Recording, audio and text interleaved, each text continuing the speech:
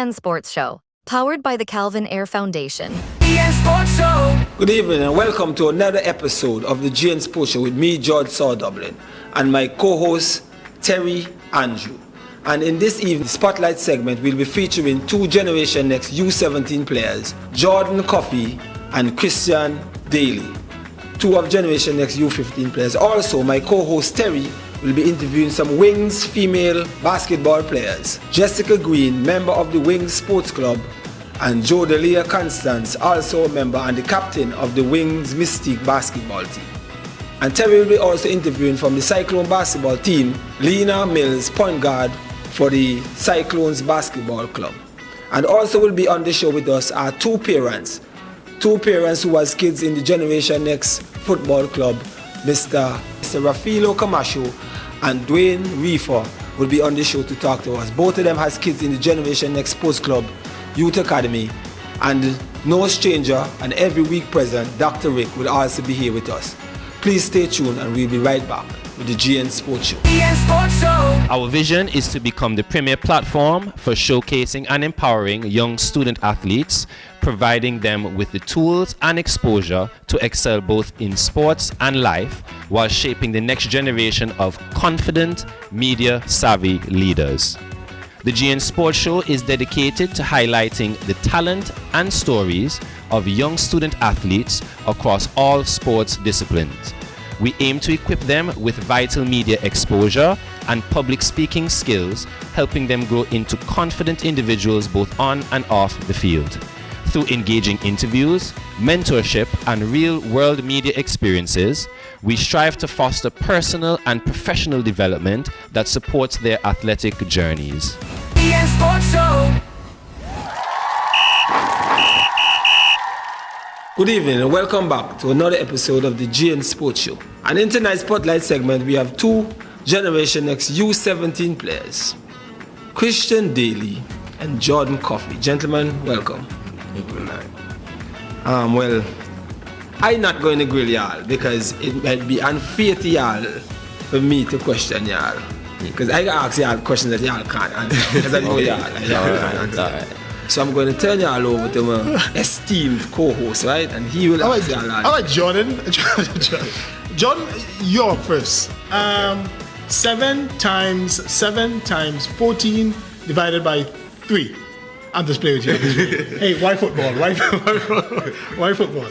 Well, it inspired me as a young person to see others play, and that inspired me. Yeah? How long you start playing? 7 years, but I took a break in between for a couple months, and I just recently started back. Okay. Did you went to play another sport or? No, I just took a break in general. Okay. Well, you're not doing good in school and your mom said, hey, you're not playing football anymore? No, it's not that. What about you, Christian? How did you start with football? I always had a love for sports. I was always a very athletic kid, always running up and down the place. Yeah. And my dad put me into football when I was around the age of 5. Okay. And you developed that love for football? Yep. Nice. What Generation Next are you guys so like? I would say I have a couple of friends down there, and I just like the team in general. Yeah, and your friends encourage you to come play football? Yeah, yes. Nice. What about you? I just really love the atmosphere. Like, everyone is very kind and nice to one another. So it really makes me happy to play when I'm at Generation Next. Generation Next is the only team you ever played for? No. Okay. You played in the local leagues before? Like first division, second division? No. None of those teams? Okay. No, but what position you play? I'm a goalkeeper. From like where I started from the very beginning or now? Okay. Position-wise. Position-wise, sorry. Position-wise, well, when I was younger, I was a goalkeeper. Uh-huh. Then, when I went into under-9s, I was a right winger. I was like that for like around, I'd say 3 years. Then I stopped playing football for a while because of the pandemic. Later on, I went to play with Villa U13, and I was keeping for them all the way up until the U15s, where I stopped playing for Villa and I came back to Gen X to play for U17. Okay, and you remain as a keeper? Yeah. Okay. What positions you play?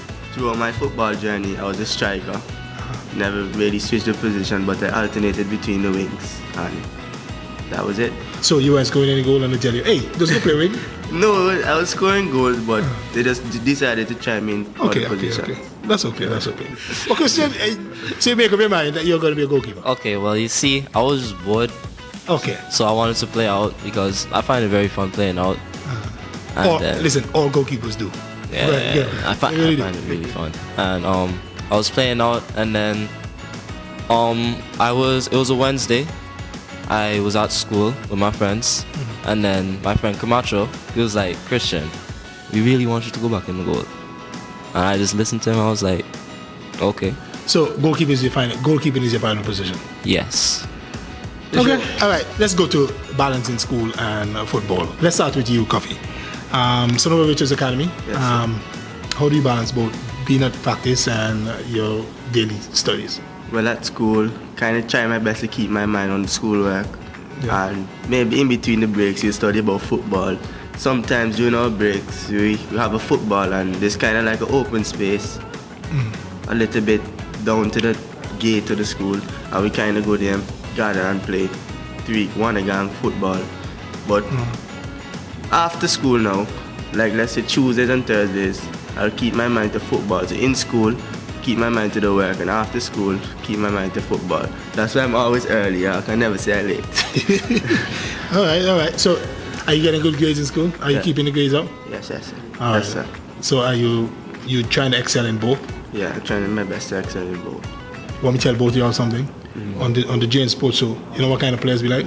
No. Well, Players that do both well, both schoolwork and thing. What about you? When I heard the school that you go, I thought you must do your work. You must do your schoolwork. yeah. How you balancing both? Well, it's kind of tough because First of all, you go to Baptist Academy. Okay. Yes. Yeah. How you balancing both schoolwork and football? Well, when I'm at school, I really have to focus a lot on preparing for my tests and quizzes because at Baptist we do a test and quiz every single day for the entire school week. We know this. Yeah. Good. You do a test Or quiz. every day. Yeah, some days it might be like 2 tests and 2 quizzes. Yeah. So From when Monday to Friday. Yep. so when the real deal comes, that's why they always excel because they're in exam mode daily.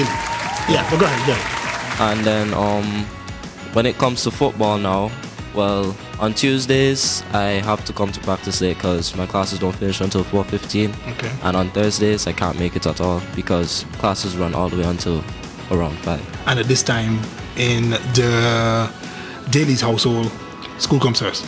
Yes. Okay. Absolutely. That's okay. So what form you in grade, however it goes up there? I'm in Form 4. And you Coffee, what form you in? Form 4. Form 4 too? All right. So you guys are on the back end of secondary school. Yeah. Okay. What do you guys want to do with your football? Well, after school I want to take football serious and see where that takes me. Wait. After school? You want to take it serious now? So Well, yeah. No. Yeah, no. So you want to continue football, Yeah. or you want to go further with football? I mean, and like- education, I'm good. Now in school I have to focus on both, but out of school I focus on football alone. That's what I mean. Okay. What about you? What do you want to do? I would love to pursue football as my career. Okay. Oh, That's okay, right? All right. What is Coffee with you as a striker midfielder? What is something that you think you can improve on, or you're trying to improve on at this point in your life? Shelby Coffee. Yeah. Shooting, because I like to say I like to kick with balls and shoot it. So you want to be a better shooter? Yes, sir. Okay. Anything with technically My the game? position, my working on my position too, because sometimes when I'm supposed to be up the field, like in the midfield, and all over the place, so I would like to work on that too. All right, Daly, Christian, what are you? Anything you want to improve on?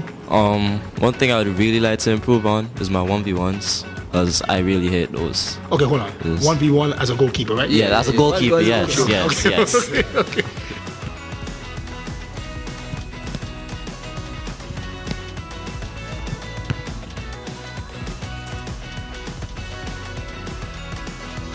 Okay, yeah, you wanna Yeah. make yourself as big as possible? Yes. I don't know about goalkeeper, but I think that's a big part of it. Yeah, it is a big part of it. Oh, it is? Okay. All right. Boys, so at Generation X, you guys are developing and hoping to go to the next level in football. But you know, it's not going to take just going to practice on a Tuesday and a Thursday to make it, right? You'd have to take hard work and dedication. Okay. Coffee? Christian, sorry. Yeah. Yeah, you have to. There's still some work that you're gonna have to put in by yourself in order to get to the level that you want to get to. So yeah. Terry, Exactly. Terry, if they come Tuesdays and Thursdays and pay attention, because Coffee don't pay attention. Christian is a little different because you go, you know what I'm saying, both just come so you go with both. But if they pay attention, Tuesdays and Thursdays, Coffee go run. He aggressive, you know what I'm saying? That's why they put you outside. He aggressive. They need space to do your thing. That's why they put you on the outside. So if he could develop when to kick, when to pass, when to run, he got a chance. See, and that's what this show does, okay? Yeah. It brings your coach here not all the time, but you have a coach that you can sit and talk to, and he can tell you where you're going wrong from where you're going right. So you guys know what you got to work on. Yeah. Yeah, you are on the 17. On the 17 players. Then gotta listen. Most they gotta do now, just listen now. And take in what you've been taught. But if they listen, you stay. But they're not bad kids. You understand what I'm saying? Okay. They're not bad kids. They have potential to learn.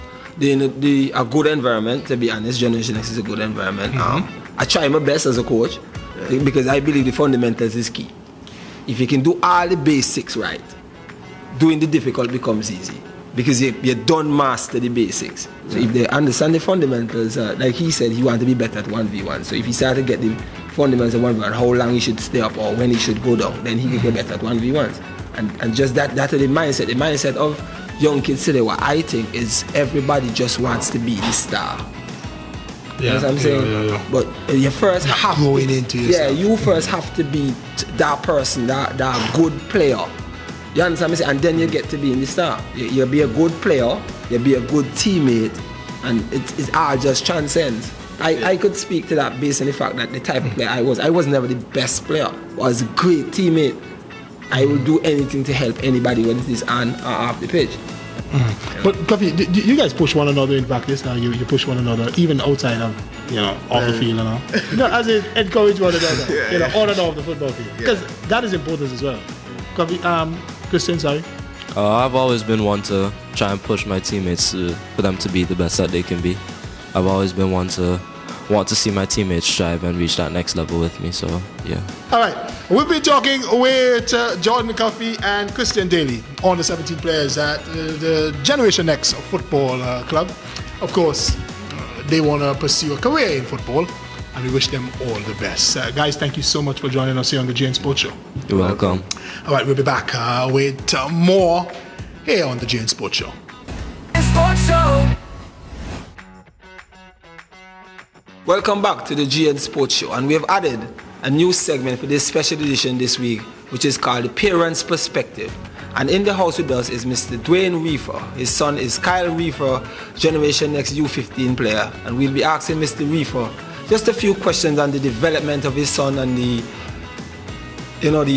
excitement of being in Generation Next and those kind of things. Mr. Reefer, welcome to the show. Thanks for having me.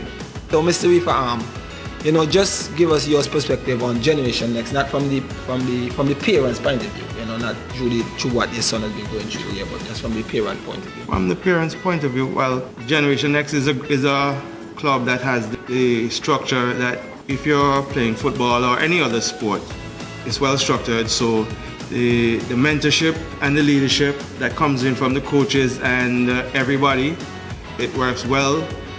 It works well for all the kids them, because in development it goes a long way, because Kyle has developed tremendously since he started with you guys comparing to where he was before. His passion and everything for the game is up there. He's at home, he talks about his coaches, especially you, Sawa. Yeah, boy. No, he does, when you're talking to him about football, he said, "Oh, so what do this? So if so was only up there, this, that, that." It's just sour. So I can't say nothing, but I can't. He doesn't say anything bad about you, but he knows that you push him to do his best at all times. Well, as a coach, I think that's your main objective, and it is just trying to get your players and them to do their best. They're not going to be perfect, but once they try, for me, I rather you try the right thing and make a mistake than try the wrong thing and make a mistake. You understand what I'm saying? Yeah. Because you could only learn from trying the right thing. You could learn from doing the wrong thing too, no? But I think you learn quicker if you did the right thing, but it just didn't work. You know what I'm saying? So, Mr. Reefer, how long now Kyle has been in Generation X? He's been in Generation X. I think this is his third year. From the time he started SAS, Right. he went to Generation X. Okay. So, and he's in third form now, so 3 years now. So and did Kyle go into football because he liked football, or you had a persuasive push towards that? Well, he went into football because he liked football, and then I told him, well, I used to play football, and I was fairly decent. So, but he had that trait from me because he took to the game, and as I said, he's developing pretty good right now. All right. How important do you think is your role as a parent, just to support Kyle?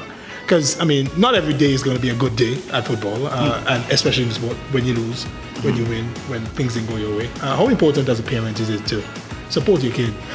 It's very important because he plays with a lot of passion. I've seen him one school game that he lost. This guy cried there, and I said, cried.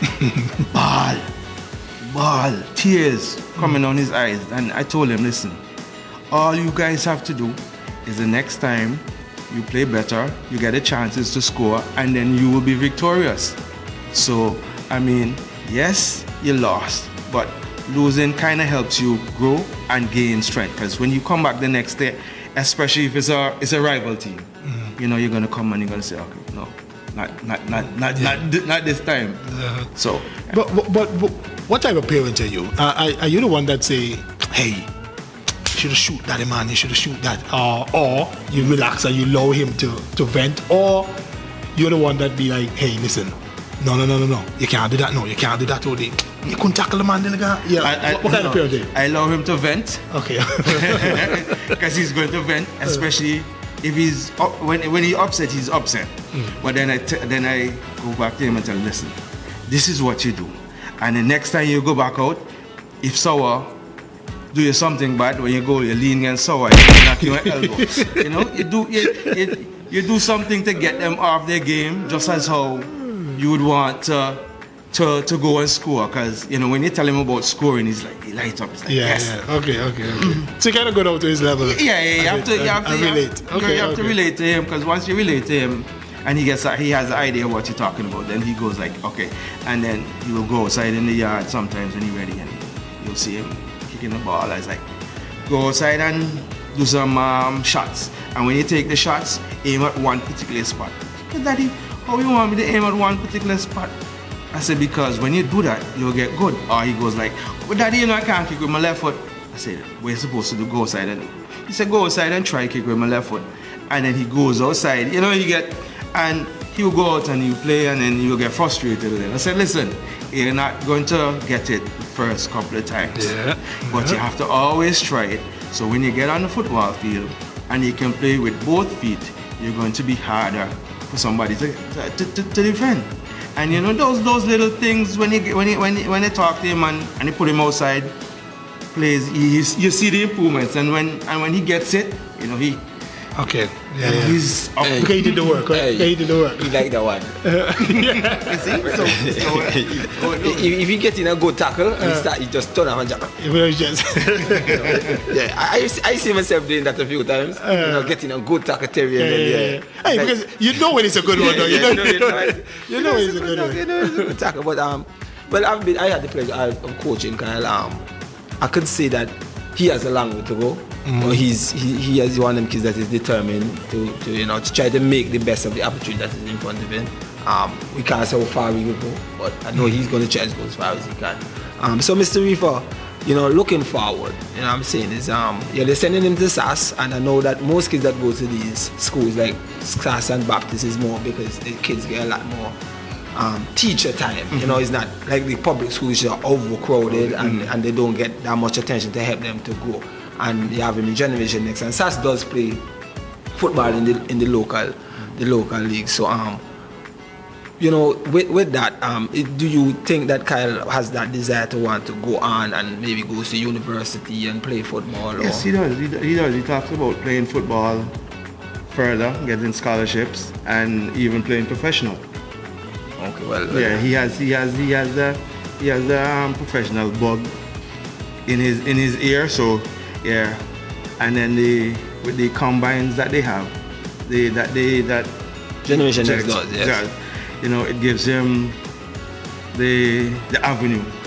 Because if he goes out, I mean, with your tutoring, because I know you do a hell of a good job with all the kids in them. And you know, if he goes out and shows that he can be taught and he can follow you know, just follow the instructions. Yeah. He can go a long way. We always drill the kids about if their parents would take away football when they're not doing well in school. I mean, as a parent of a footballer, how do you manage that? I mean, if they're not doing well, do you take away the football or? Yes. Take away the football. Take away whatever the gadgets, whatever. Till he does good in football, does good in school. Same. What applies for football applies for education as well. So you're not doing good, you take away these things. Once you show that essence, I'm going to be responsible or more responsible, doing more and establishing myself with my education. Fine, you get the runway. So when you do that, like, you know, take away the football so that because he's falling back into the education, does it work? Yes. Okay. All right. Now, that's the most important thing. Yes, because football, as I say, is kind of his life. He kind of like breeds football. Right. Talks about football. So you know the main fact you say, no football. You have to pull up your socks. Do what you need to do.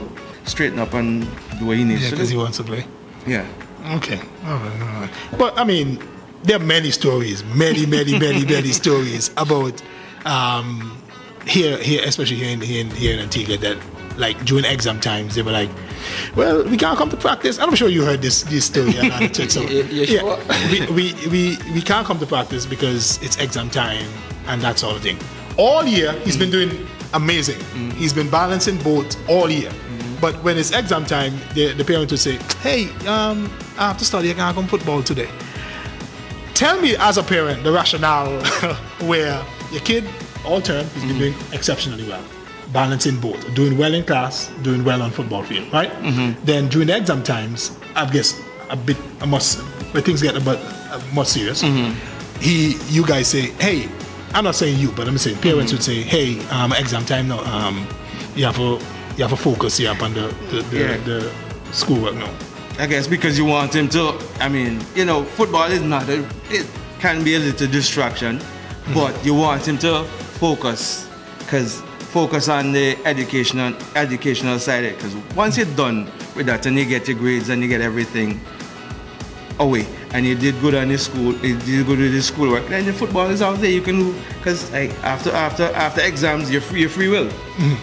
And on this other side here, on the coaching football side, I've heard a lot of coaches give parents sticks for that. You know, because and especially when the kids are not like the devious ones that will just go straight. You know, there are some ones that will say, listen, that's how I release that energy. That's how I release that stress from the classroom when I get out on the football field and I sweat a little bit. Even like going out and playing little goal, not really training, playing little goal, and you bust a little sweat and you say, okay, yeah, we're ready for this work, you know, my mind fresh, and thing. But some people see it as a distraction, and I just you just have to, from the parents' perspective, how they balance it. Yeah, well, Mr. Weaver, it's been a pleasure having you on the show. I'm just getting his perspective. I just wish you all the best in the development there.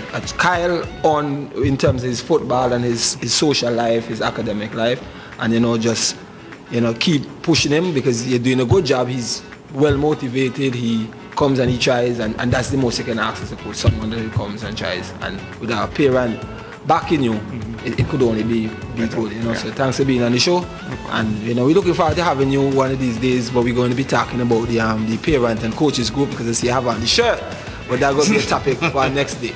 And with that, we'll take a quick break and we'll be right back with the GN Sports Show. Sports Show. Welcome back to the GN Sports Show, and we're still in the Parents Perspective segment. And on the show with us is Mr. Teofilo Camacho, and he's the father of Ethan Camacho, Generation Next U15 player, former U15 national player, a very talented youngster in the field of football. He has a bright future ahead of him and a long way to go. Mr. Camacho, welcome to the show. Thank you, Sawa. Thank you, Terry. Well, we could go into it, Mr. Camacho, because with the talent that your son has, we need to know, as a parent, what motivated you to get him into football? So I think the previous dad that was here talked about he had some football experience. Yes. He played for teams and so. I had nothing, right? I love the sport.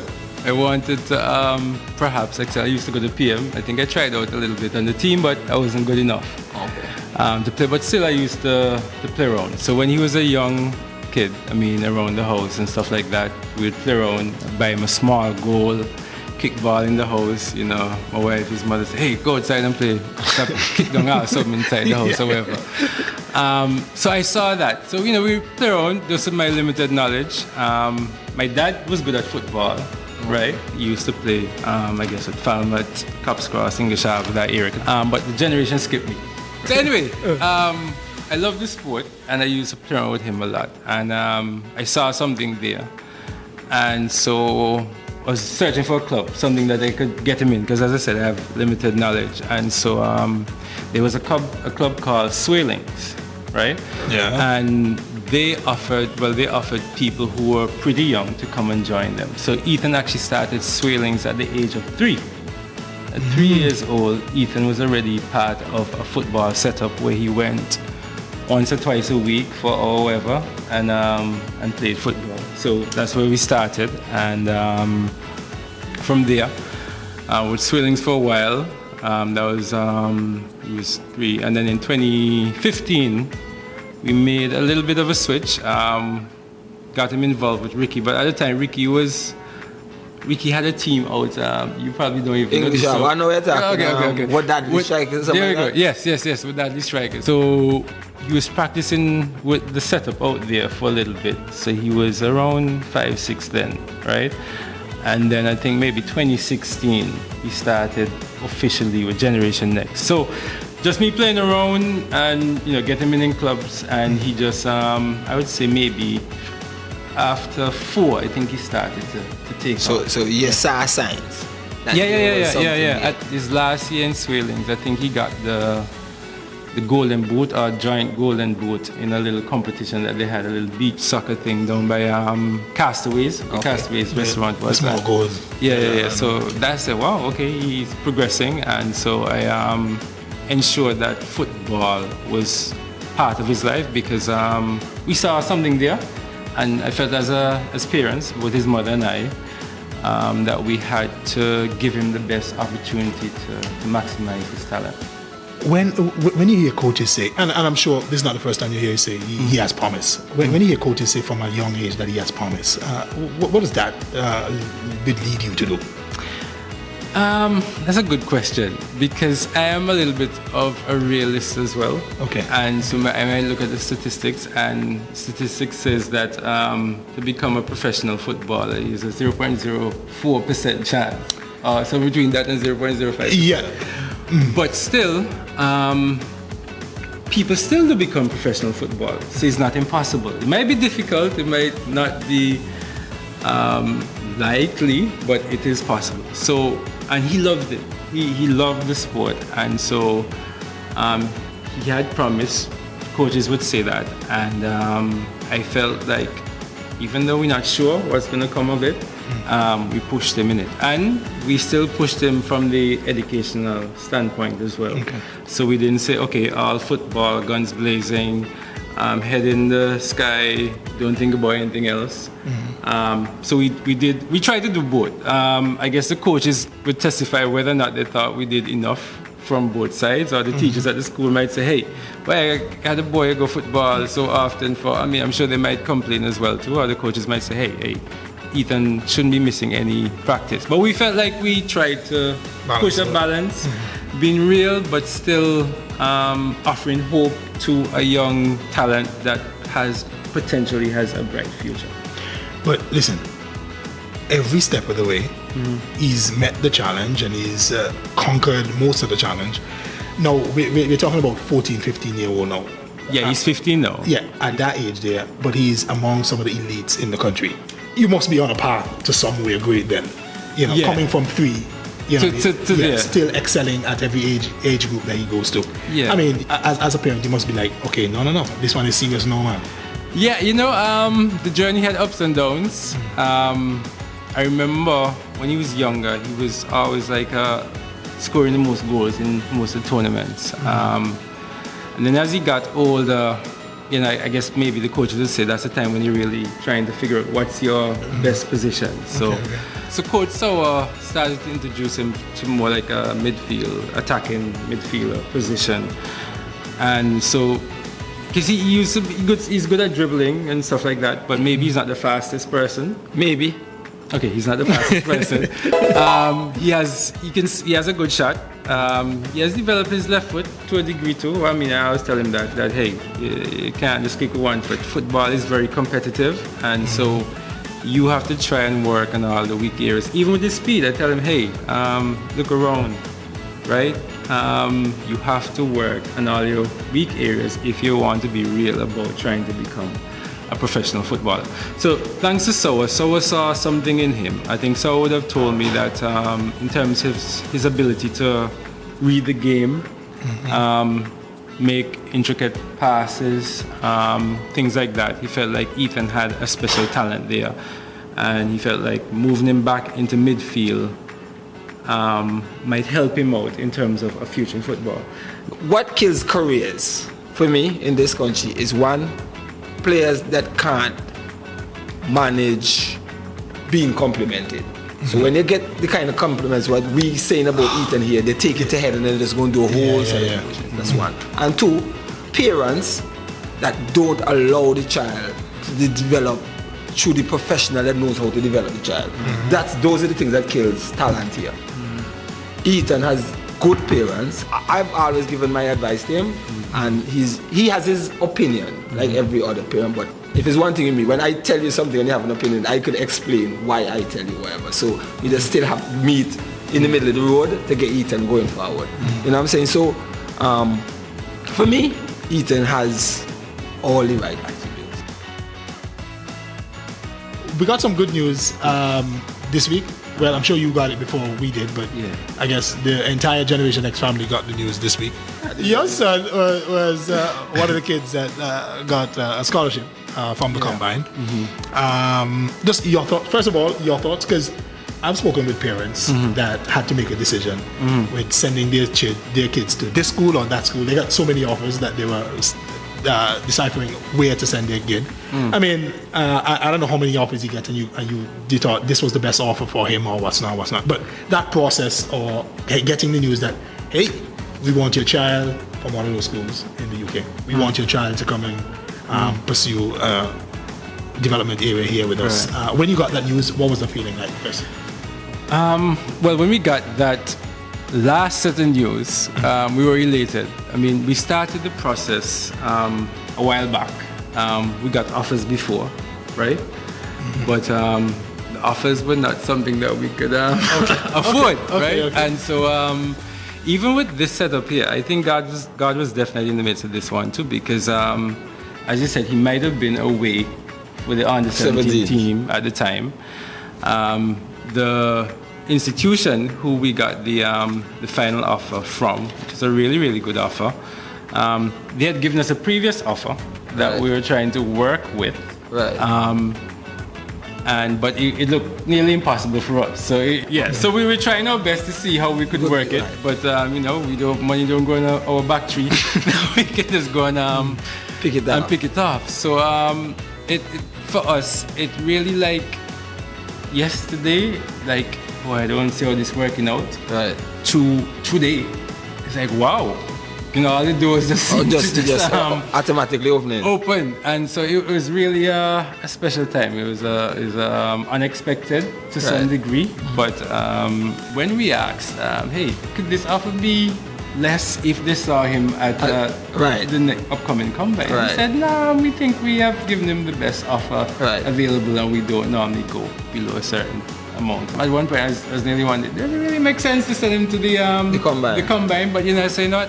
Let's try give him the best opportunity. You never know what's going to become of this. And so we gave him the opportunity. He went, and he called me and said, so-and-so want to talk to you. So-and-so want to talk to you because they like what they see and stuff like that. And so it's okay, sounds good. But we still didn't know, because at that time we didn't get the offer. So we eventually got the offer. But during that time we entertained several people. The school that gave us the final offer, that was the one that we really wanted, because we felt like they offered the proper balance. Which school gave it the final? Awkward School, and that's the same one that we were kind of seeing if we could get scholarships and so along the way. We even started the process. Okay.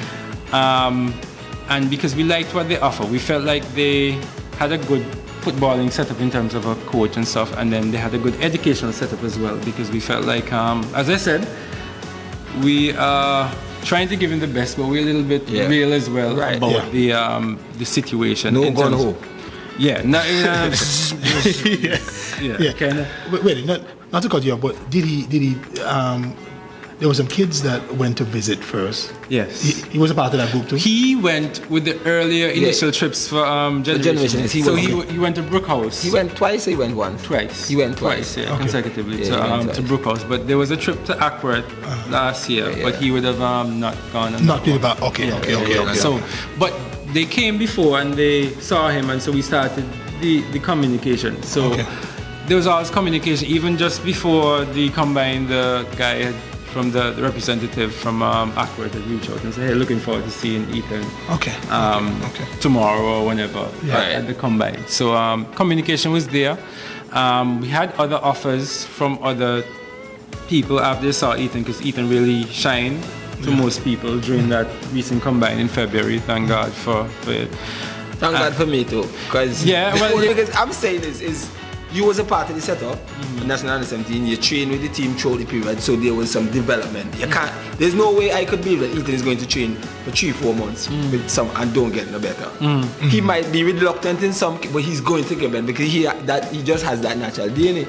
So I said, as you said, maybe it's just the will of God why he didn't make that team. Yeah. So this could have happened. Correct. You understand what I'm saying? I just let him know, he and there's another one named Chase, I tell him, look around. It's y'all time to do y'all thing. You understand what I'm saying? And I thought they did really well. You understand what I'm saying? I just didn't know who was going to give them the best answer, but I know they were going to get something good based on what I saw that those days. So, I mean, he'll be on his way? He'll be on his way? Yeah. Are you scared to send him off? Or? Well, he's still only 15. Has some traits that we're trying to work on, especially thinking that he's going to be living on his own in it's a boarding school setup, right? And so I guess we have between now and September to right that ship, to make things right. From a social perspective, I guess footballing wise, we'll still count on his coach as he goes to Generation Next. He's still part of Guide Jets FC in the 2nd division. So he's trying to work on it from both fronts, and still he has CXCs this year. Okay. That's right. So he even going to the UK is like, we normally only take them when they're 16, but he'll turn 16 after.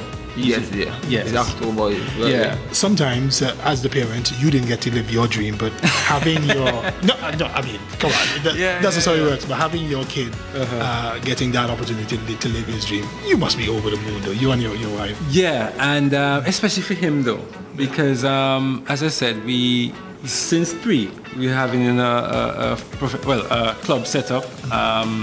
He's one of these people that's kind of naturally talented. So one time he was trying tennis and they said, hey, keep him out here. But his eyes are getting very red in the sun. So we just decided to pull out the tennis thing. So most sports that you try him at, he'd kind of excel. He's just one of those people. But yeah, he's into football. That's his thing. He dropped everything else to just focus on the football. And so it'd be nice. We saw it like, wow, this is really good for him as well, because he's really into it. So we're happy, but we're also very happy for him that, you know, his hard work is really paying off. Yeah. Did your dad take all the credit? Hey, that's my gene, that's my blood, that's my blood right there. Well, I just, even if he does, I tell people, you know, he skipped a generation, you know, because he was good at football, skipped me. I love the sport, I follow it, but you know, it's just like if you put me out there, I can probably pass the ball, but you know, not much more than that. I love the story of. Yeah. So anyways, go ahead. Go ahead. It's been wonderful for me watching Ethan's journey. You know, I can't complain about his attitude at no point in time. Let me rephrase that. I can't complain about his attitude sometimes. But you know, from the work I've seen you done with him, your dedication to getting him to Generation Next and making sure that he's involved in the other things that he has to do is absolutely fantastic. I know he appreciates that a lot. And we at Generation Next, I just use this as an example sometimes to some of these kids. You understand what I'm saying? I use Ethan a lot. For most demos, Ethan goes to the front of the line. Okay. Because, and as I'm saying this, if I am not the best player, but he keeps going to the front, it means that he's a good player. So I want to be like him. Some people take it like that, some doesn't, but I always try to do it. I'm very elated also with the scholarship he's getting to go to Awkward. I'm sure he could make that into a reality, you know, in the time that y'all have invested, not because y'all looking some from it, but because y'all trying to want the best for him, and that is very good for him. So thanks for coming, Mr. Camacho. Yeah, man, all the best. It's been a pleasure. Congratulations to you, your family, Ethan, and I wish we at Generation Next and the GN Sports is wishing him all the best in his future endeavors. And with that, we'll take a quick break and we'll be right back to the GN Sports Show. Sports Show. Welcome back to the GN Sports Show. As you know, on this show, we not only talk about football, we have some basketball ladies in the house. They're from the Wings Sports Club. In particular, the Wings Mystics of basketball. Miss Jessica Green and Jodelia Constant joins us in studio for a bit of chat. Ladies, thank you so much for joining us on the GN Sports Show. Thank you for inviting us. We're really happy to be here. Awesome. So let's start with you, Jessica. You're a member of the Wings Sports Club. Tell us about the Wings Sports Club, first of all. Of course, the Wings Sports Club, we are a sporting organization, not just only for basketball, but we have different units within the Wings Sports Club, and it's a football unit, we have a volleyball unit, and of course we have a track and field and the basketball unit, and we cater for, you know, the young ones. Sports development, very important, from ages 5 within the, well, I can speak for the basketball unit. Once you're 5 years old, you can join our sporting practices on a Saturday at the JSC complex from about 9 a.m. to about 12. That's both boys and girls, right? Both boys and girls. So we don't only cater for boys, because, you know, everybody think boys can play basketball only and football, but girls also. So I'm really happy that we're here to, you know, promote our tournament that is coming up. Yeah. So Wing Sports Club, I must say, has been around for many years. Yep, honestly. For the development. I'm sure you went to the Wing Sports Club some time ago. I think they had some sort of tournament at Yasko back then when we took part. All right. So the annual Gillian Brazier tournament, the 20th year of the Gillian Brazier tournament. I remember covering that when I started working, being a sports journalist. The 20th years, being 20 in anything is important. How has the sports club contained that for 20 years? So it's the Gillian Brazier tournament where we are honoring an icon, remembering her legacy. Yes, Gillian Brazier, she's no more with us. God bless her soul. Aww. Yes, she died of multiple sclerosis. Okay. And she had contributed to the sporting arena within Antigua and Barbuda, and of course women's basketball, which you don't hear much about.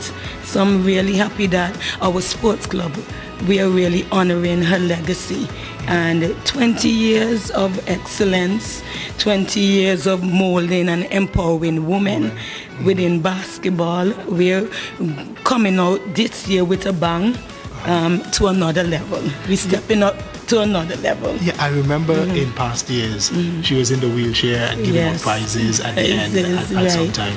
So we are honored to continue, as I said, her legacy. The family is really happy that we are remembering her.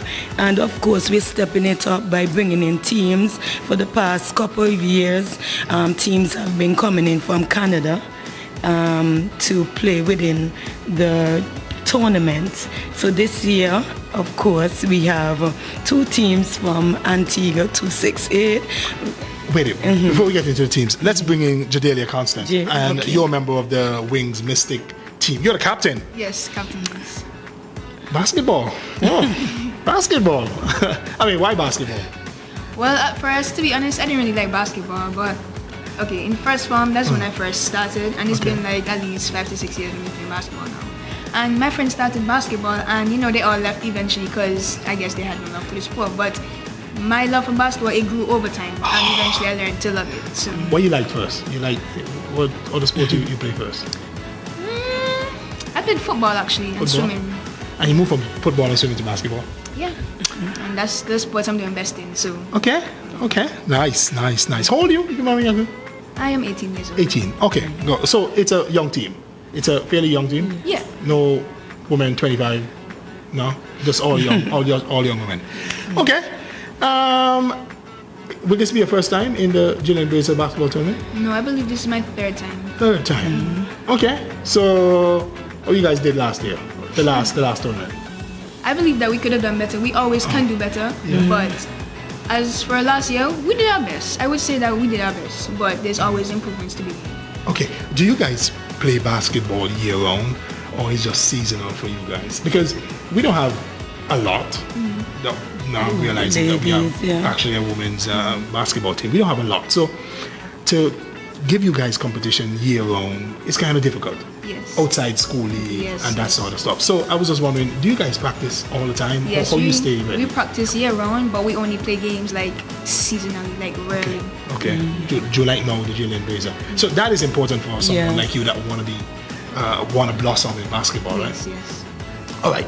Where can you go in the sport? Where can I go? Yeah. I mean, I can go as far as to travel overseas to be a pro player, WNBA. You have aspirations of being a pro player? Yes, I do. And sometimes we have exchange programs where we will take some of the children, the players, to Canada and the United States during the summer to, practice, see how they do their basketball program and engage. Well, being overseas to see how like the other girls play, it's a big difference. Like they have better facilities, they work harder, they train harder than we do.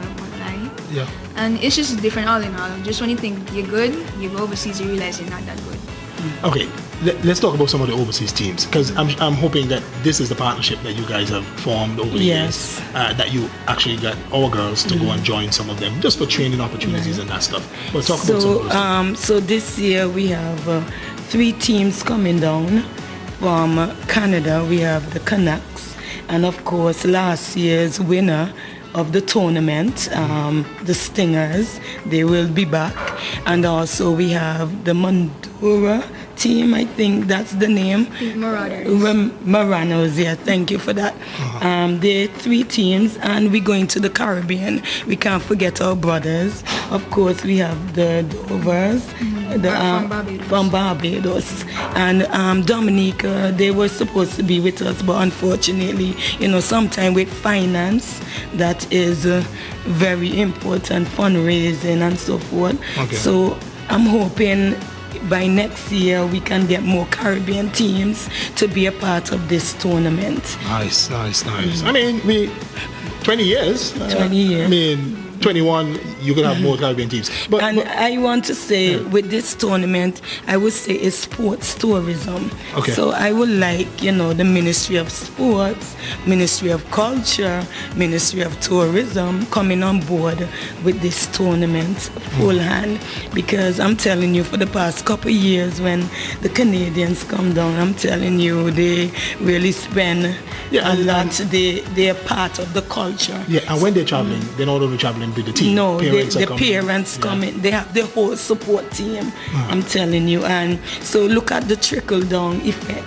of this. So when you talk about this tournament, talk about sports tourism, which is very important. All right, give us the dates for the tournament. Tournament will start from March 30th to April 4th.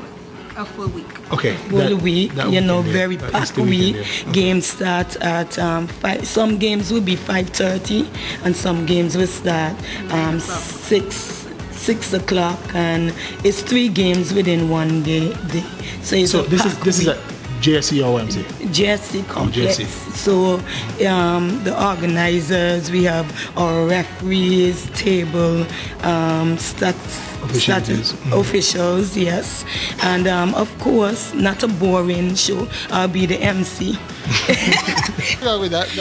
I know you know me as a teacher, but I have many roles. I do coaching. If you don't know, I've been coaching the younger ones. Because you're a teacher, you can be flexible as a teacher in the classroom. You're a doctor, lawyer, everything. So I'm a coach at the Wing Sports Club. I just enjoy teaching the younger ones the different skills, dribbling, shooting, what, and I like just being a coach, interacting with them, and now on the administrative part, assisting with organizing this whole tournament. This tournament, as I said, we're going to have 3-point shootout. I don't know if we're going to have some dunking. For the girls? Yes, and a lot of giveaways. Also, we will be having entertainment. So we're looking, we want to bring the culture of Antigua alive to our tourists, our visitors, so they can enjoy. All right, Council, how do you get your friends to come and play basketball? Because as you can see, we don't have enough teams. We have 2 teams in Antigua taking part in this, and 4 teams from overseas, Barbados and the 3 from Canada. How do you get your friends or other girls to come and play basketball? That question. I have an idea. How about basketball do a pageant? Because it seems like a lot of people, a lot of basketball, a lot of girls like pageants right now. I don't get it, but. So that's a good idea for fundraising. Don't use my answer. You come up with your own answer. Can I get my friends? Yeah, all girls in general. Girls, attracting people to basketball, women. If I'm being honest, I have tried with my friends, but they have their own mind, so they tell me no. That's how you got into the sport. You saw your friends playing basketball. But I believe, for like a younger group to influence them, their friends would have to play first, or they would have, what's the word? They would have to look at somebody that has influence and feed off of them to play basketball, honestly. You're the captain of Wings Mystic. You got to find a way to rally the girls to come and join you. All right, planning this tournament, it's not easy.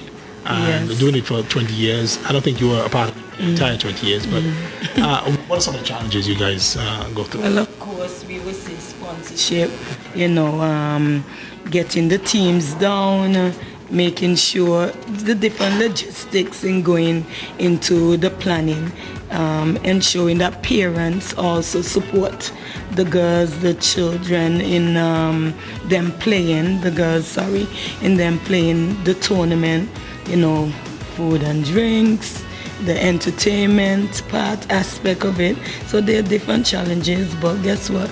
We're a team that work together. I want to say big up to Miss Burnett. She has been working her tail off, and also Mr. Booman and the other team members, Mr. Booman, he has been at it for a while. I'm telling you, I think all 20 years he's been there, right? Yeah. Right, so we are overcomers. As the tournament get close, we are just having different meetings and also getting volunteers. So we want to reach out to our volunteers, that those who make commitments and sign up the form, that you will come out, and it's an opportunity for you definitely to, showcase what you can do. You might never know where this will take you. So come on out and work along with the Wing Sports Club. All right, Jadelia, how are you guys preparing for this, for the Gillian Brazier tournament? Well, we practice 3 to 4 times a week. That would be on Monday, Nice. Wednesday, Friday, Thursday. And we've been running like a lot of plays over and over, like repetitive amount of times. So yeah, that's really good. So you guys be fit and ready to go for this tournament. How many girls are part of your team? I believe 10. 10? Okay. And that's enough for all 11. Okay. I mean, on a good day when they show up. Yeah, I think that's sports in Antigua now, showing up. You know why? Because there are different factors. Some of these girls, they're taking exams, some are working. Okay. So many factors when it comes to women playing basketball and sports in general. Okay, the trip to Dominica, what did you see there that maybe we can copy from those teams, or what you saw from the Canadians when you played them that we can copy from their thing, or when you went there to Canada that we can copy here in our program? Let me say, with the Canadians, we can copy their work ethic. Yeah. They work very hard. When they're on the court, they communicate a lot. They're not disrespectful to their coaches. They respect, like, after every mistake, they always high-five each other. It's always good and high energy, always. That's a totally different environment than we're used to, right? Because when you make a mistake here, your friends will be like, oh, Jadelia sucks. I think that's in football as well. And when you exposed to different players that from a different background, that's not, want to win as well. Still competitive. These things happen. Back to you, Jessica. The overall, we add sports tourism to it as a strong goal and a cultural influence, showing the visiting teams of culture. But where do you think women basketball here in Antigua needs to go, or needs to get better?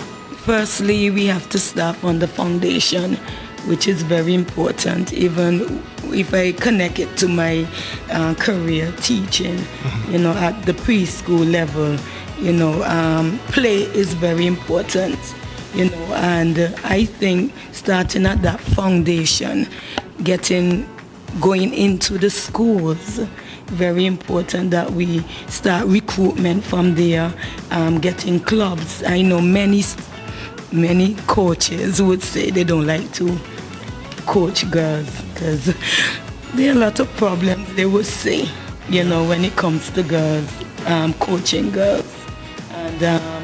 But I think investing in our young ladies will be very important for our society, getting them to play the sports of basketball.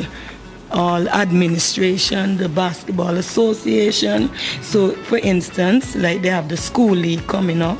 I think if they could have get an all-star team together, for instance, to join our tournament, that would have been great. You think that's it? Yeah. And I always they're playing now, right? The school league is happening now. Yeah. That would have been you're part of the planning team. You dropped the ball there, darling. No, we that's discussion that have been happening for years. Okay. All right. Yeah, so, I've seen some girls play. Yes. I saw some girls play the other day. In the school league, but apart from when school league finished, what happened? Yeah. After that. And that's the thing. And that's where you will drop off from another country that would invest in a league or in something else, and that's where. So it's about investment within our youths and more so to our young ladies. I think sometimes it's just tradition. Now thinking, okay, all girls can't manage all the rigors of the sports. Or basketball can't be bothered. But today you guys can, right? Yes, you prove that you can. All right. For girls that are interested but they just don't know how to start basketball, you invite them, look right in the camera, tell them and give them a word of advice. To start basketball? Yeah, to just get involved in basketball. Well, if you're not sure about starting basketball, I would say you should start. If you feel like you should start, then you start. You don't wait on anybody else to tell you when to start this, when to do this, when to do that. If you're not good enough, you don't listen to those people. You don't listen to outside people. Listen to what the Lord will tell you, and listen to yourself as well. All right, you're a leader. What does leadership mean to you? Leadership means to me. Well, it doesn't just mean bossing people around. I feel like it shows them how to. It shows them how to do certain things. Okay, for example, if we're at practice and coach tells us, okay, run a suicide after this certain drill, and I'm seeing my teammates, they don't want to do it, but you have to be that first person to show that, okay, this is how to be disciplined and this is what you need to do. So you do the suicide, and then they'll be like, you know what, she's doing it, let me just do it as well. Leading by example. You get it done. Example, yes. Awesome stuff. All right, what can people expect when they come and see the Mystics in this Gillian Brazier tournament? Well, expect buckets, a lot of buckets. Matter of fact, I didn't even ask you one of the most important questions. What position you play? I play point guard, shooting guard. Okay. When you said buckets, the first thing come to mind was a guard. So okay. So you distribute well, and you hit buckets. I'm learning too. You're learning too. Oh, no, I'm learning to distribute. Are you selfish? No, I hit buckets. No, she has improved a great deal, I must say. Improve with passing or improve with shooting? Passing, being a leader. I think that's a good thing. You're not shy anymore. I really think that's a good thing that you. No, but. Not all teamwork make the dream work, right? Yeah. That's what you're learning? Teamwork make the dream work. All right, Jessica, just reiterate the days for the Gillian Brazier tournament and invite people out. All right, listen up. Antigua and Barbuda, you can't miss it. If you miss it, we normally say you diss it. All right, so it's the 20th year of legacy, 20th year of empowering young women in the sports of basketball. So you got to come out on the 30th to the 4th of April at the GSC complex, 5:30 daily. So you have some games 5:30, you have games at 6, 9, a whole week pack of action, basketball, women's basketball. I need you to be there. And of course, we welcome sponsors to be on board with us. We already have a lot of sponsors we are grateful for. Some of them I know would buy tickets for schools. That's another avenue we went by in raising funds to get the schools involved to come to the game. And guess what? Maybe one of our young ladies might just come to the game and say, hey, I want to be a part of the Wing Sports Club or the Cyclone Sports Club and join. So that's another way. So please come out, support women's basketball and of course our young ladies. All right. Ladies, thank you so much for joining us here on the Gillian Sports Show. Thanks for having us. Of course, I'm sure after the tournament, you guys may come back. Yes, and of course, when our visitors arrive, we want to have them here to talk. Talk to our producers. And we welcome everybody. We welcome you also to our practice sessions. Awesome stuff. All right, awesome. Great content. Awesome stuff. All right, we've been talking with Jadelia Constant from the Wings Mystic basketball team, and of course Jessica Green, a member of the Wings Sports Club. The Gillian Brazier tournament, the 20th edition of the Gillian Brazier tournament, comes up later at the end of this month, leading into the beginning of April. Of course, we'll be right back with more here on the Gillian Sports Show. Welcome back to the Gillian Sports Show. We're still talking basketball. Joining us here in studio is Lena Mills from the Cyclone Basketball Club. Cyclone as well will be taking part in the 20th annual Gillian Brazier Basketball Tournament. Lena is a point guard. Lena, thank you so much for joining us here on the Gillian Sports Show. You're welcome.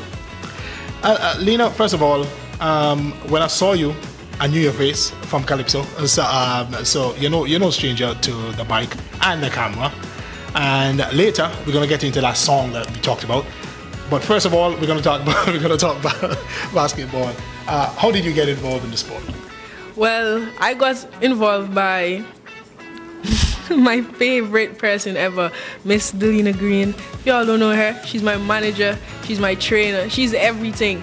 She helped me out with everything. She made me start with basketball, she made me start with Calypso, and now I'm just striving. You're striving. I'm saying you did more than striving. You're a player for PM school as well. Also, in yes. the school league. Did you ever try any other sport? Well, I was doing track and field, Okay. but my body got sore every day. And I love basketball more. So I was like, why must I continue doing track? My body gets sore, and then I can't go and play a basketball game. So since you went to PM, you got involved in track? Or Yeah, when I went to PM, I got involved with track. No, you know you have to do everything when you're at Mr. I also wanted to try volleyball because I'm also good at it.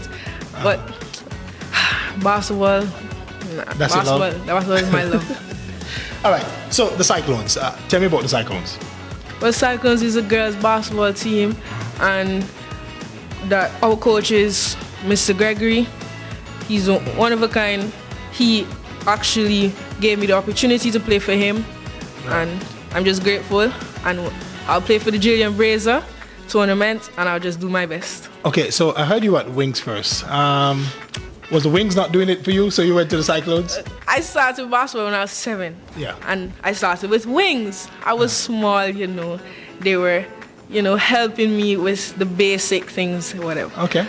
So you got the foundation from Wings? I got the foundation from it. I decided to just venture to Wadadi Elites Club. Okay, Wadadi Elites, that's a boys basketball club. Okay, young boys? Yes. Like your age then?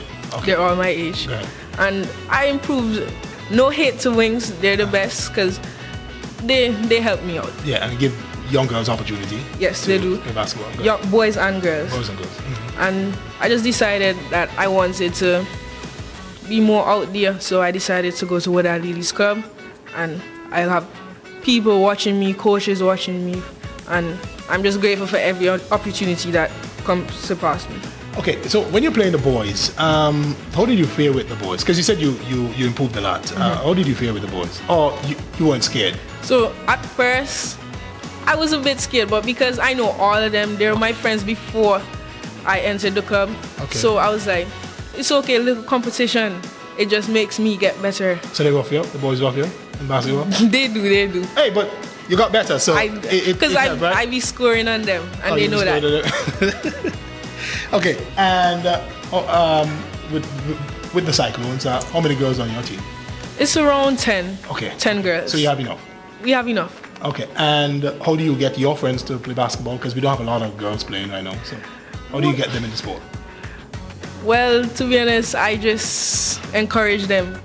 Yeah. I show them that basketball is something that you can love just by playing with probably your family, your friends. Yeah, that's nice. All right, so when we see the Cyclones in the Gillian Brazier tournament, are we going to see you getting buckets? Of course. What are we going to see from the Cyclones? You're going to see buckets. You're going to see wonderful passes. All you're just going to hear is, Lena, she's a walking bucket. That's all you're going to hear. So when you play against Constant, I forgot Jadelia Constant, and the Wings Mystics, what's going to happen? That game is going to be a very, very interesting game because me and Jadelia, we always at it with each other. Okay. Always. During school, club, always at it with each other. When somebody call my name, they call her name. When somebody call her name, they call mine. Because we're just great. Okay, so I was told that before the Gillian Brazier tournament, coming up next week, your PM school team will play her Abacus team. And I think I'm going to be there. And we're going to be there with our camera to see you guys ball out, to see if you guys can play. So you'll meet her there first. Tell her what's going to happen. Look in her face and tell her what's going to happen. So Jadelia, if we win, well, when we win, all I'm going to do is just walk in your face and tell you, you lost to a walking bucket. That's it. That's literally it. All right. So, not only basketball, you're a Calypsonian as well. Yes, I am. And that means you're multi-talented. Talk me through Calypso. When did that start and how did that start? Calypso, I also started at the age of 7 with basketball. 7 is your lucky number. Go ahead, sorry. And as Miss Green, Lena Green, she introduced me into singing Calypso, and I'm very grateful for that because I've been striving in it. I got first runner-up last year, and I wrote my own song last year also as well. Wait, were you part of the Villa Primary School Calypsonian thing first before you went to the juniors? Yes, I was. Okay. So you're part of that batch there, because there were a lot of you guys. A whole lot of you came out of that Villa school and coming all the way And up. we went into the junior Calypso Mona. Junior Calypso Mona from there. And you placed first one up. All right. So you wrote your own song. Yes. So you're going to give us a chorus. Listen, I think you'll be the first person to sing on the GN Sports Show. So you got to make it good. Go ahead. Okay. Give us a little piece. I don't know the tune, but go ahead. Oh, Antigua and Barbuda, lift up your head and cry. Too much young life, say goodbye. Put down the anger, lay down the gun. We need love, one by one. We stand together and let love flow. Peace is the seed we need in order to grow. Hey! Are you guys on? Oh. See, good job. Thank you. And I'm sure you're going to continue this Calypso thing. Of course. Yeah, that's your second love or first love? That's my second love. Basketball will forever be my first love. Okay. Where do you see yourself going in basketball?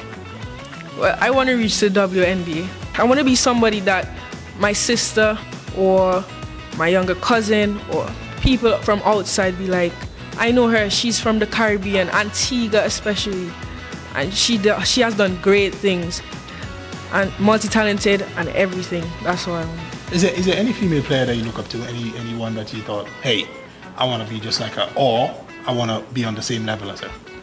Well, from high school, I don't really watch WNBA like that. I do, but I more look at high school because I'm in high school also. Okay. Kalina Smith, she is so nice, shifty, everything. I just want to be Ontario Christian from Canada. Okay. I watch all her videos. I take all skills from her, everything. I just look up to her. Are you making your videos as well? You know you can use that for your social media and get yourself out there. I really can. Yeah. You can use your own thing and even ask, hey Terry, you want to come and film me? Put my own skills. Okay, I will. And yeah, you can get a 5-minute video of you doing your little skills or your little stuff. Yeah, don't be afraid. Okay, I won't. Say, hey, you want us to shoot a little shooting session or what's not? Yeah, and that goes for all your little friends. You can find help with Terry, Andrew from ABS. Okay. And the GN Sports Show. Thank you for that. And the GN Sports Show. All right. What advice would you give young girls who just want to get into basketball? Don't look back. Look straight forward. Listen to your heart and what God tells you. Don't study no outside people. If they discourage you, just take that as, I don't care. Because you can't stop me from what I want to do. If you love basketball, just continue to do it and you will strive in it. There's a team from Barbados and there's 3 teams from Canada coming. Yes. And I'm sure they'll be looking for talent to join their team as well. So if you ball them up, maybe they're gonna ask you to come and join. I really want to be asked by them because every time I watch them play and I'm just like, those girls are nice. But you're gonna be on the same stage with them at the Gillian Brazier tournament, and that's what the Gillian Brazier tournament is about. Giving girls like yourself an opportunity to rub shoulders with maybe some more elite or maybe more progressive than we are here in Antigua. So that is a good thing. All right. Any last words? You want to big up anybody? Go ahead. So I want to big up my family, my dad, my mom, my grandmother, of course. I want to big up Miss Green for helping me with everything up to today. And I want to big up my coaches, Coach David, Coach Gregory, Coach Wanga, Coach Byron, everybody. Thank you for this opportunity that I have, and I will do well with it. What about your teammates? I didn't hear you say nothing about your teammates. And I thank you for my teammates also, because every game, I know they will look for me. Are you looking for them? Are you selfish too as a point guard? I'm not that selfish. Are you learning to pass as well? I am learning to pass because for school I have teammates that are new to basketball. Okay. So I don't really pass as much. But when I do, they make their shots, and I'm happy for that. Okay, good. No, but my co-host, he's a football coach, and he said at that point in time, and he's teaching me as well. He said at that point in time, maybe it doesn't require you to pass a lot at that age, knowing that what your team wanted you to do. So you keep shooting, pass when you need to. But be a good teammate for the Cyclones. I will. All right, she's Lena Mills, so she's a part of the Cyclone Basketball Club. Point guard, Lena Mills. Remember the name, of course. You're watching the GN Sports Show. We'll be back with a whole lot more. GN Sports Show. We would like to thank the sponsors of Generation Next, Fruta, Antigua Masonry Products, Citizenship by Investment Unit, ACT, Flow, Island Photo, and Francis Trading Agency. GN Sports Show.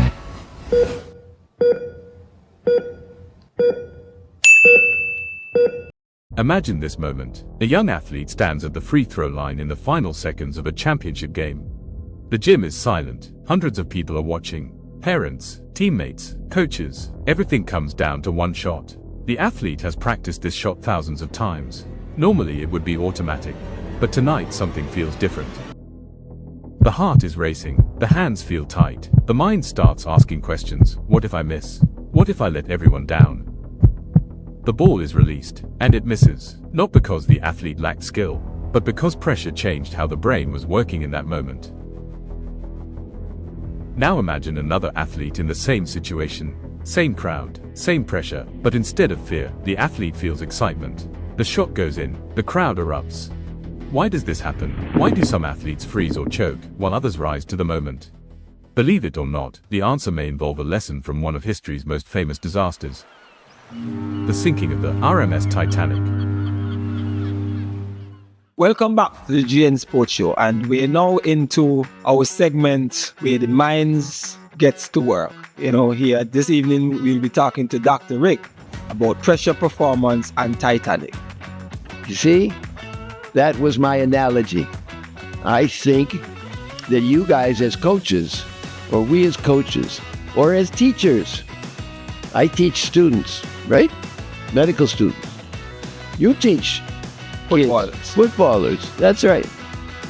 So when we're teaching, how do we get them to understand that it's natural to have fear? Fear of the unknown. It's natural to have fear when you have to perform, right? Right. So how do those guys overcome? The difference is how they think about it. They're trained, and we can start training kids when they're very young, not just for sports, but for academics too, or life in general, to think of situations, pressure situations, fearful situations, not as fear, but as opportunities. Opportunities. That's the difference. They look at an opportunity rather than think about possibly embarrassing themselves by missing. The person who performs well thinks about it as an opportunity to make the basket, an opportunity to score. You see the difference? Right. And it's all in the mindset. It's how you think about it. But that thinking has to be trained. Oh, okay. And why do I call it the lesson from the Titanic? Well, believe it or not, you remember the Titanic? The story of the Titanic? 1912? I don't know the year, but 1912. Big ocean liner, the biggest ocean liner ever made. Didn't they say it was unsinkable? They said it was unsinkable, absolutely.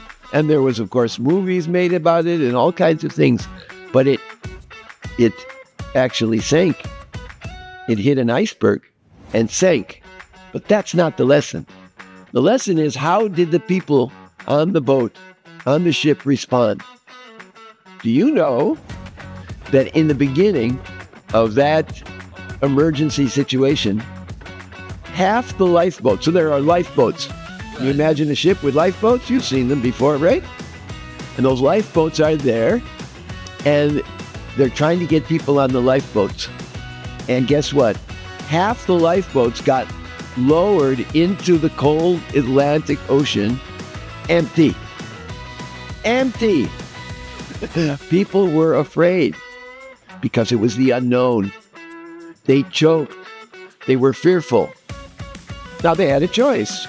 You either go in the lifeboat, and of course, the unknown is there, it's dark, it's cold, or stay on a boat that's sinking. How many times have we stayed on a boat that was sinking? I'm not staying on no boat that's Okay, well, there are people, yes, because you're a winner. You look at things as opportunity. So there are people who got on the lifeboats, and what did they see? I have an opportunity to save my life. And the other people said, it's very comfortable here on the boat. And even though they couldn't believe that it was actually going to sink. You see, they didn't believe it was actually going to sink. And so it was very comfortable. It was warm. They were used to it. And so they didn't look for other opportunities. And I think that's a good life lesson for us, that people can either look for opportunity or look for comfort. So when you coach, what do you do with your kids? Don't you teach them how to push the envelope? Most likely. And the same is true in academics. The same thing is true when they're studying for school. They have to try to do things that they're not comfortable doing. If they're not good at math, well, they have to try to become good at math. So the fear is what stops people from moving. Now, what stops the motion when you're in the flow? You're in the flow, in a game. Right. Or even when you're exercising, even when you're training, even when you're practicing, you're in a flow. So what stops that from happening? Fatigue, maybe. No, it's not so much fatigue. Although when you're fatigued, you don't think straight, and it happens worse. But that, even when you're not fatigued, what stops it is a natural instinct in humans. The natural instinct is stop, the freeze response. Stop. If I'm killing it, why would a natural instinct want me to stop if I'm dominant? Yeah, because it's a protective response. It's going to protect you from making a mistake, because people are afraid to make mistakes. How do you like that? Yes, so it's a protective response. So would you say Michael Jordan had no protective response? That he keeps going? Well, that's a very good question. So let's talk about that. How do we know how a person's brain is, let's say, wired for this kind of looking for opportunity versus staying in your comfort zone? And getting out of your comfort zone and looking for opportunity versus staying in your comfort zone and not finding the opportunity. How do we know about this? Well, we don't never know for sure. But I'm going to tell you something very interesting. How easy is it for me to startle you? There's something that we know from childhood, that if you take a baby and you go, the baby jumps. It's called the startle response. But not all babies jump the same amount. Some jump a little bit, some jump a lot, and some don't even jump very little. How do you do this? Okay, I'm saying most adults will get startled if you come from behind and didn't see them and do that. Exactly. Or wait, how about just tapping you on the shoulder? You don't know somebody's there. No. See, sometimes it scares the hell out of me. But with the baby, if you clap in front of a baby, does the baby still get startled and the baby sees? Yes. I never make sense. Baby doesn't know. Oh, it's the sound. So there's many things that can startle us. Like you said, tap on the shoulder when you don't expect. Right. I mean, how many times have you been, let's say, out in your yard and it's dark and nobody's there, but you brush up against something, you didn't realize it. You thought there was somebody there. You get startled. You see? That startle response. So it turns out that the people who perform the best, do you think they have the best startle or the worst startle response? I think they had it. That's correct. That's correct. You know, and they learn how to overcome it. You see? How to overcome it. And the people who don't have the same startle response feel like, you know, comfort. They notice that there's danger there. And so this difference in the startle response has a lot to do with how your brain is trained.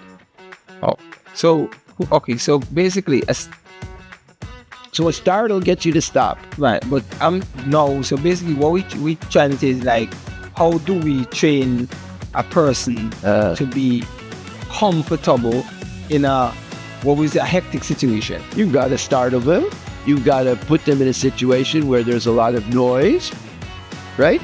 Where they're going to want to stop, and they have to learn to work through it.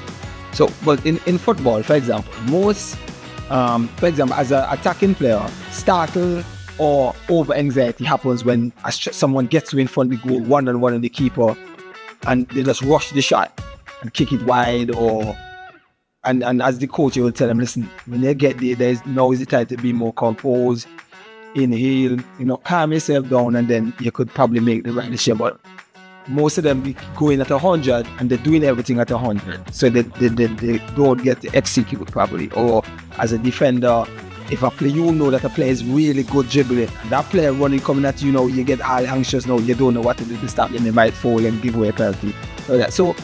So if you can learn how to control the startle response, right, then what you can do is learn to work through it. So what's some of the things we could do to help? That's the point. That's a good thing. Well, you got to put them under pressure. Right. You can make noise. Right. Just like they're going to have noise in the crowd. You can have a lot of noise. Because noise is the main thing. You get a biggest startle response from noise than from any other stimulus. I read once that there's I can't remember if it's a college basketball coach or an NBA coach who would, like 2 days or 3 days before his game, put on the system inside the gym and let his team scrimmage, and it's like the crowd making noise and let there you go on that kind of person. That's exactly what you should be doing. And there are specific chemicals in the brain that make that happen. Okay. Remember we talked about morphine receptors in the brain? Right. Remember we talked about, they're called opiates, our body's endogenous opioids? That's right. Oh, well, you remember. That's very good. Now they make you stop. The Gatorade analogy. There you go. They make you stop. They make you stop. So you have to learn to overcome that. Now why do they make you stop? Because by stopping, you cut down on the pain. By stopping, you're going to cut down on the pain. At least that's what your brain thinks. You're not going to put yourself in a dangerous position, in a dangerous situation. So you see how this Titanic analogy that I gave you, right, where people were afraid to get into the lifeboats, and they just stayed in the comfort zone, right? They stayed in the comfort zone. They didn't look for opportunity, right? What was their brain telling them? Stop! Their brain was telling them stop. But then when your brain tells you to stop, isn't your brain this first thing that is going to recognize danger? If, say, example, I'm not going in the boat because my brain tells me to stop, but the boat going down. So my brain not saying to start docking. Excellent question. Excellent question. So now we have to think about the three different parts of the brain we have when we train kids. Or we train anybody, or train ourselves. Okay. Right? One is the part that gets you to stop. It's the emotional brain. Remember before we talked about the danger center in the brain called the amygdala? Yes. That's what's getting us to stop. That's being stimulated by those morphine receptors, trying to protect you from danger, right? So it gets you to stop. But then there's an area up here called the prefrontal cortex. That's our thinking brain. And our thinking brain is trying to inhibit that, right? So your brain is the part of our brain that tries to figure out That's correct. Very good. And then what do we have? We have the motor brain. The motor brain is where all those circuits you train by kicking the ball thousands of times, by shooting baskets thousands of times, by doing something over and over, repetitive motion, is supposed to kick in. You see? And so, what do you have to do? You have to have the prefrontal brain up here, the thinking brain, inhibit the emotional brain, right? The amygdala, the danger center, so that those motor circuits will naturally kick in. Yeah. They naturally kick in when you do that. So when you don't do anything, is the not the prefrontal cortex, the stop part of the brain. Yeah, the amygdala control. That's correct. That's correct. So you need to get the thinking brain to overcome the part of the brain that tells you to stop. Right. Oh. So for example, how many times have you been with kids or people you were coaching where you could see they were quite fearful of what they were supposed to be doing? I mean, they actually, you can see they had anxiety about, what was happening at that particular moment. And so that's the problem. You have to overcome that. You got to get them to think of it, like Michael Jordan, as a what? Opportunity. You see?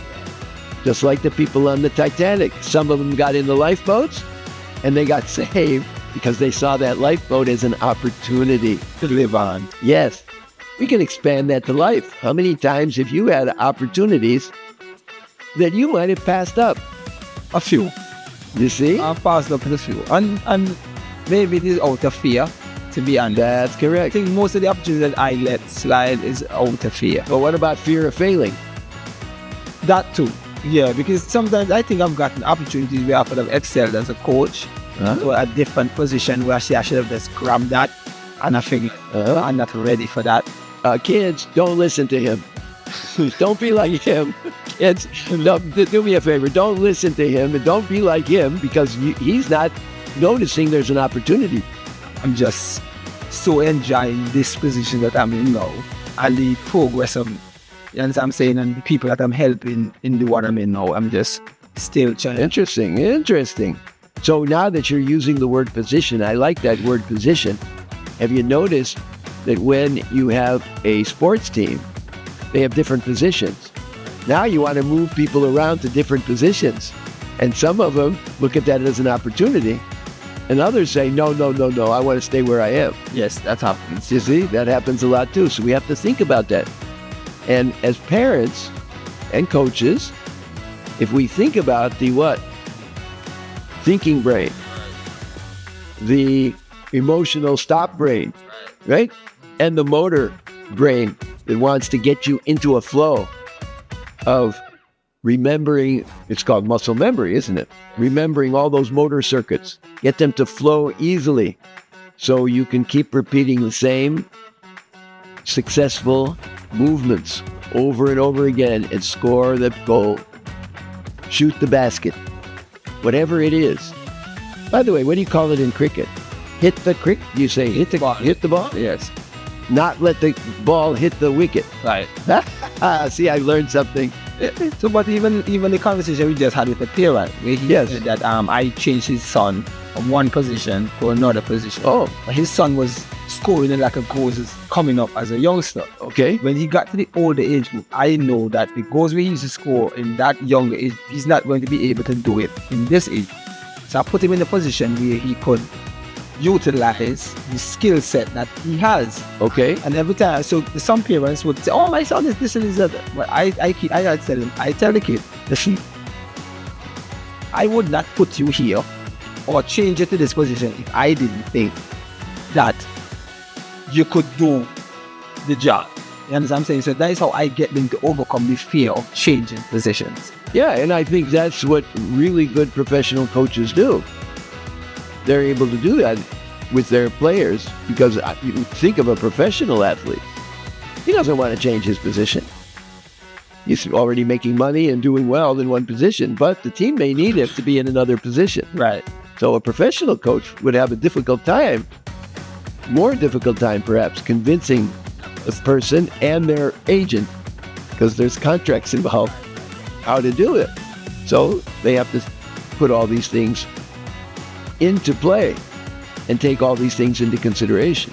So, like for example, what would you, also, like a professional athlete, as a professional athlete gets older. So example, I might have been quick, so I could beat people, but now I started getting older. My game has to adjust because I might not be as quick. But some of us in our minds would always think we are what we were 5 years ago. Oh yeah, I played tennis. I played tennis this morning at 7:30 in the morning. Right. In fact, I think it was 6:30 in the morning. And you think you're moving like you're 12, eh? Exactly. Even though I have pain in my knees, I've got 2 supports on my knees. Before I get on that court, I'm thinking, okay, I know what I'm going to do, and I'm going to beat this guy today, and I'm going to go to the net, and when the ball comes short, which is my difficulty in getting to the ball when it's short. When the ball comes to me, I can smack the heck out of it, very well. But when I have to go to the ball, I have difficulty. Go to the net. Yes, go to the net or go anywhere. Because I'm so slow, I'm so old. And I'm thinking, oh, I can still do this because I'm thinking like I was in my 20s. Right. And so what do? I try to do it, and now I feel the pain. And when I feel the pain, I realize, oh my God, what was I thinking? I've got to change my game. Right. I've got to change my, the way I approach it. Right. And so then I have to adjust. And so I have to realize that I'm not going to get those short balls. So that means I got to hit the ball even harder to make it difficult for him to return it. Because if he returns it, and here's the difficult thing in tennis. This is interesting. The harder you hit, I can hit very hard. But if that player, even who's not as good as me and can't hit as hard as me, if he gets his racket on the ball, it will come back. It won't come back hard, but it'll come back short, and I won't be able to get to it. It'll come back short because he's not that good a player. Really? Yeah, if he was a better player, he would have knocked it back to me. You see? So sometimes that happens, and you lose the point or you lose the game just because the guy's just tapping the ball and he's just getting lucky. And you're standing there because you can't get to the ball. So yes, so the same thing. I have this all the time where I'm thinking about what is my strategy going to be? How am I going to reinvent myself? And we can talk to our kids about that. We can talk to our athletes about that. How are you going to reinvent yourself so you're going to be more useful to the team, or you're going to have more opportunities in the future? You're not going to be so fearful. You see? Yes. And you can always talk about the Titanic. Now, they may not relate to the Titanic, but you can tell them the story. If they didn't believe it was really going to sink, let me stay here where it's comfortable. You see? And then they might have lost their opportunity and they died because of it. But then other people who said, I see the danger, but now I'm using my what? Prefrontal brain thinking to evaluate it. Right. And say, okay, there's a good chance I'm going to die here. Maybe there's a better chance I'm going to live, or I'm going to be successful by overcoming the fear response. Overcoming that. See? You see, that is every day I learn something, because that when I was reading the script in the earlier part, the story about the pressure shot and everything, and commenting it was that I didn't really look at it in that way. It's always been a fear of coaches being on the pitch and executing and setting up your sessions and teaching the things you know about football is the easiest part of it. But then when it comes to the psychological part of getting your players to do certain things, some of us struggle. And I hear a lot, sometimes being a good coach is being a good man manager, being a good persuader, being a good motivator to your players and to get them over set. And just knowing this little bit from you now about the thinking brain and the shut off part of the brain and the motor part of the brain now, it gives me a better insight. And for other coaches, I hope some coaches will be watching the show that they could know a little more of how to get the players. But that, and the parents too. And the parents can work with their kids on this. Put your kids under a little bit of pressure. Okay. That, a pleasure once again. looking forward to next week's show. Always nice to have you here. I always go with something, you might not go with much, but I go with something because I can't keep all them things you keep telling me. So with that, we'll take a quick break and we'll be back with the GN Sports Show. And that's it for this week's show. Please enjoy this week's show. Looking forward to seeing you next week on the GN Sports Show. Do have a pleasant evening. It's their time to shine on the GN Sports. So grab your gear, lace up those shoes. It's time to show the world what you can do. On the GN Sports Show, you'll find your light. With every step, you're reaching new heights. GN Sports, ho! GN Sports, where the youth lead the way. Champions of tomorrow, making waves today. From ages 5 and up, we help them grow. It's their time to shine on the GN Sports Show. Yo, GN Sports Show, yo. GN Sports Show. Yo, GN Sports Show, yo. GN Sports Show. So grab your gear, lace up those shoes. It's time to show the world what you can do. On the GN Sports Show, you'll find your light with every step.